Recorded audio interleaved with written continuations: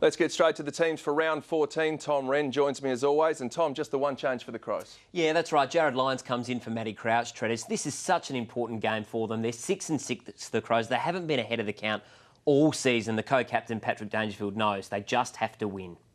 It's time to produce that every single week, and that's what we're setting out to do this week. I think it starts with a contested footy, how clean you are inside the contest, and every time that Essendon get the ball, that we're just constantly putting them under pressure. As soon as we don't put them under pressure, they've got some great kicks in their side, Goddard, Zacharakis. We have to close them down as quickly as possible. If we don't do that, then we'll get cut open.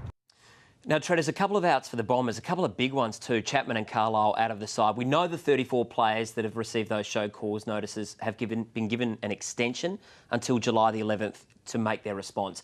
Will it affect them on the field, though, at all this week? I think it's already affected them anyway, Rennie. But the thing is, the one area that you can control as a Bombers player is your performance. And let's say they've performed numerous times over the last 18 months, but they're up against it, no doubt, without their skipper and Joe Watson. It's going to be a massive task for them. Let's go to the other game now, the Power.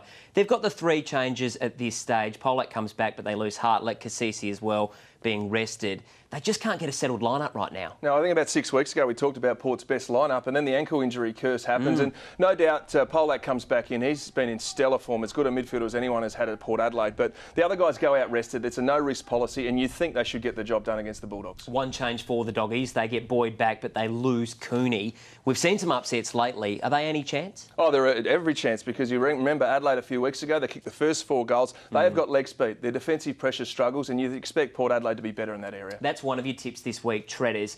What about your other tips? Because you really feel like this week could shape the top 8 and really affect the Crows. Yeah, well, the Crows, and you talk about the Crows, they play Essendon, they're in a similar position. They need to win that one for an 8-point game. The big one for me, though, is Geelong. You've got to pick Geelong going against the Gold Coast. But as soon as you say Metricon Stadium and you see Gary Ablett's form and the young players coming good, that's a pivotal one because they sit in at 8th at the moment. The other couple of games you've got to mention is North Melbourne, poor against Adelaide last week. Adelaide were very good. But Melbourne have picked off many teams this year, and some of those teams have certainly been good teams. So North need to keep winning to stay there.